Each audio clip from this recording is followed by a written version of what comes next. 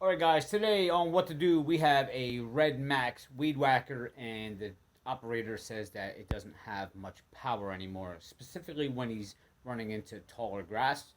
So we're just going to go through the basics of things you might want to look for and how you change them and so forth. Let's get started. And one of the first things you want to look at is always the spark plug. Now we know it has spark, he just says it's just losing power. So to get the spark plug out, you can either use the tool that comes with it to take it out, or if you don't have that tool, then you can go with a 19mm socket.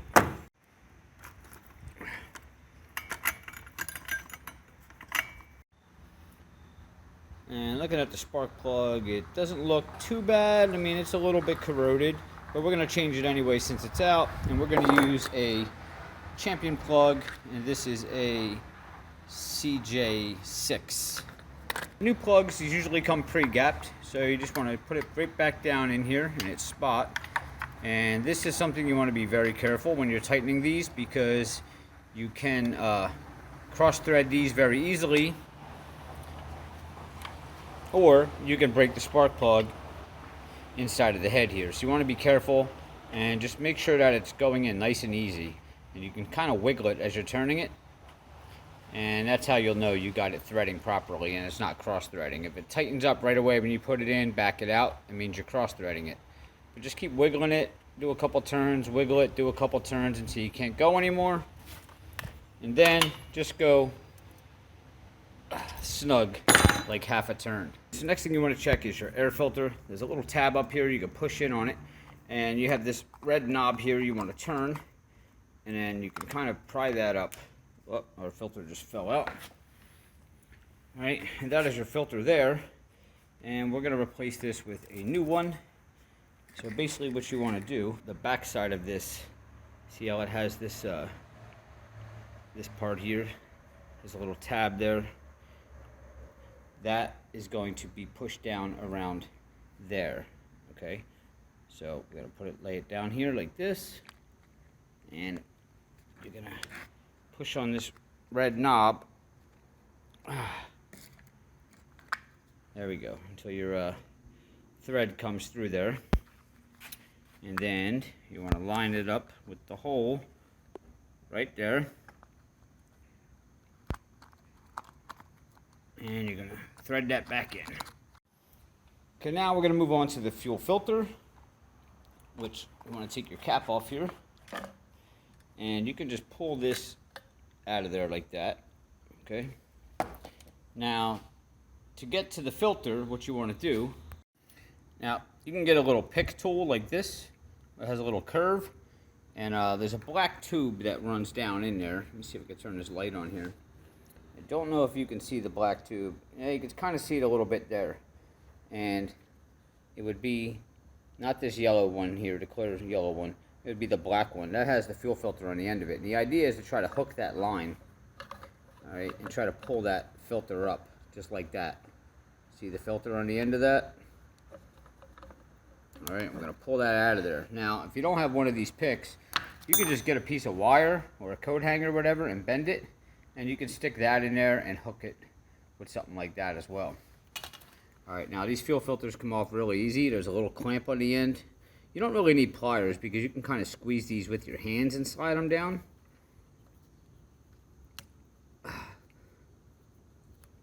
Like that. That's down. And now you can just kind of pull that filter right off of there. Alright, and we're going to put a new filter on. Let's see what the part number is on this one. 125-528-1. That's our new filter. And basically we're just going to slide it back in that hose and pull that clamp back up. I had to use two hands to do that, but it's back on. And just drop it back down in your tank. Push it down in there. Make sure it goes all the way in. And then you can take your cap and kind of feed this.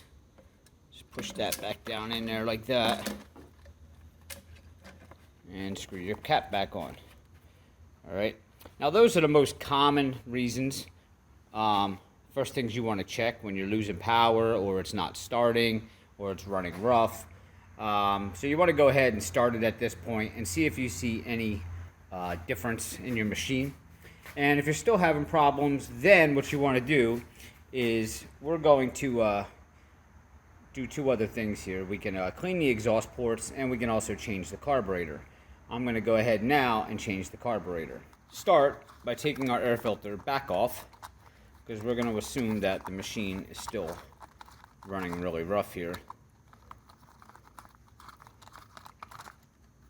Alright, and what you want to look for is you're going to have a, you could use a flathead here.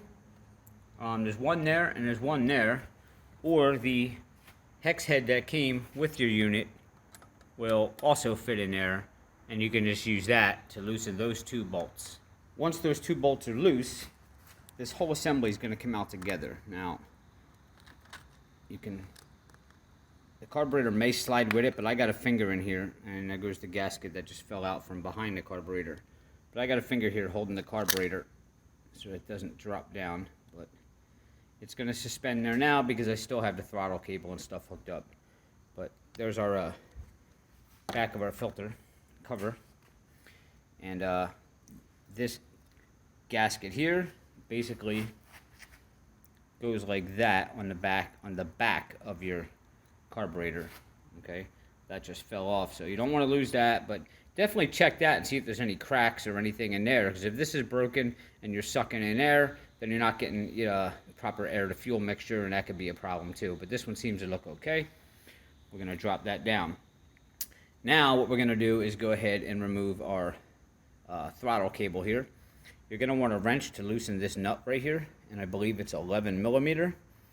And then once you loosen that, you're going to have to, this is where it gets tricky, you need two hands. You're going to have to push in on this, and we're going to have to pull that cable up. But first, there's a little white cap on top here.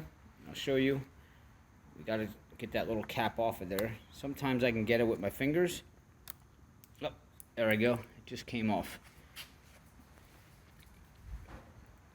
Okay, there's the little white cap. Now you can see where your throttle goes down into that groove, and you want to push this in. Yeah, I'm definitely gonna have to stop filming. See how it came out there? See how the cable's coming out? Now with my other hand I would pull that up out of there. Alright, we got it out of there. Now you can just pull it right out of there, just like that. Okay, now the only thing left is you have the two fuel lines holding the carburetor on. Now you might want to remember where these both go. Okay, your yellow one, clear one, is going to go in the first one, and in the back is always the black one. You can use your hand to push these little clips in here. I got to set my phone down, and you can push down on those clips and then pull each of those hoses off, and your whole carburetor will be free. And there it is. Carburetor is off. Now this is where and this will be a totally different video if you wanted to physically take this apart and clean it. Today we are just going to swap carburetors with a brand new one. If you're a little nervous about digging into the carburetor and you don't feel real comfortable doing it, you can pretty much just take this too, now that you have this free, and spray some carbon choke cleaner in here. Try to get it in there the best you can, and you're really going to need an air hose to blow some air through here. I don't really recommend doing it that way, because anything you blow in here is pretty much going to end up coming down here anyway. So you're not really giving it a good cleaning. But you could. Who knows what will happen. But I would prefer taking all this apart and cleaning it thoroughly, which is not going to be covered in this video. We are just going to put on a new carburetor. Alright, and these aren't that expensive, so it's just a lot easier to buy a new one and throw it back on. Your gasket, and I just dropped it, which is kind of good I did that, because that's going to help my point here. Your gasket, you can see there's all kinds of dirt and stuff on this. Alright, now here is where your gasket is going to go back. Alright, if you have a lot of sand and dirt in here, especially after you just drop it, guess what? That's going to get into your ports here, possibly back into your carburetor, and then you're going to have a whole bunch of other internal problems. So you don't want to get any dirt inside of your engine compartment there. Alright, so make sure that this is clean. And this is pretty thick. It's not, you can see I can't really bend it. But clean this up really good, even if it's just with air or a very soft toothbrush and some air. be just fine. All right, now here's an easy way to put all this back on, okay? So you have your carburetor, all right? We know our gasket is gonna go on the back like that, all right? And I may need 2 hands for this. Now, you can slide this through those 2 bolts. There we go, we can slide it through like that. And now we can put this, careful your gasket doesn't shift in the back.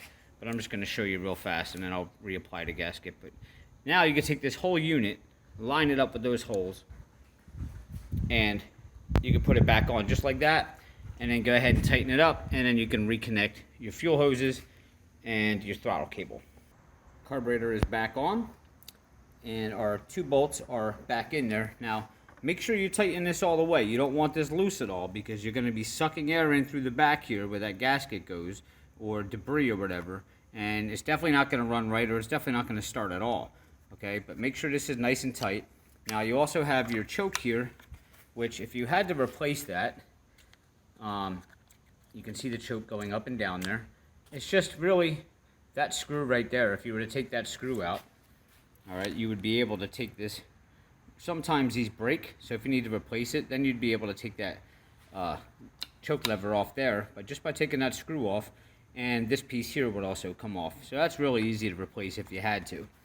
All right, but now I got my fuel lines hooked back up, and to hook the throttle cable back up, you just stick it right back through that hole.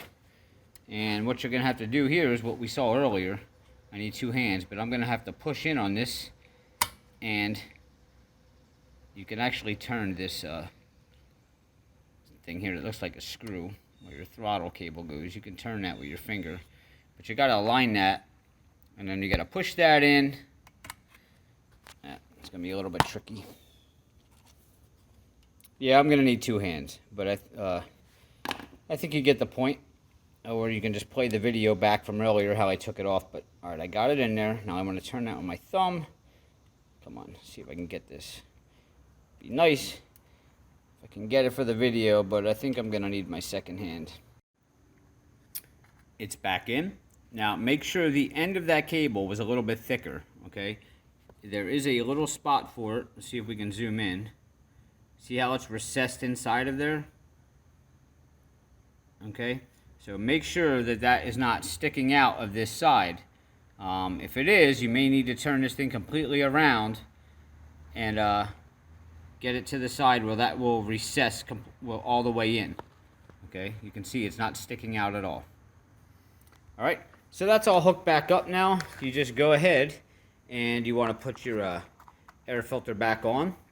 And then there's going to be maybe some adjustments you may have to do on your idle screw, which is going to be right here. But you can do that with your air filter back on. I think we pretty much covered all the basics of getting this thing running great again, other than the exhaust ports.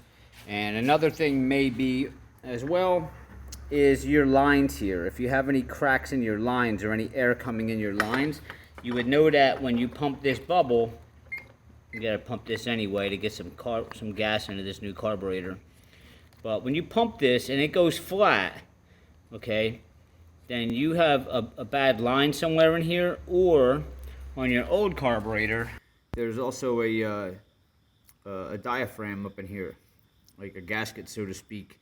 That could be broken or torn or worn, and you want to check your actual primer bulb here too, because this could have a crack in it or leaking. Those are some things you want to check, and basically you'll get to that by removing those 4 screws on the bottom, and this whole assembly will come off. They do sell rebuild kits for these at your local lawnmower shop, and if you're going to be taking that off anyway, you might as well do a full carb clean, but that's a whole nother video because it's not that simple. There is some jets and stuff inside, some little pin needles and things you can lose, but that's the basics. All right, so my time is running out for today. I'm getting ready to actually leave. We're going to cover the exhaust port in a separate video. I'll try to get that done in the next day or 2, but basically if your RedMax is running rough, those are some of the basics that you could do and how to do them, and hopefully this tip helps. If it did, please guys hit subscribe below, give me a like, and I'll see you next time.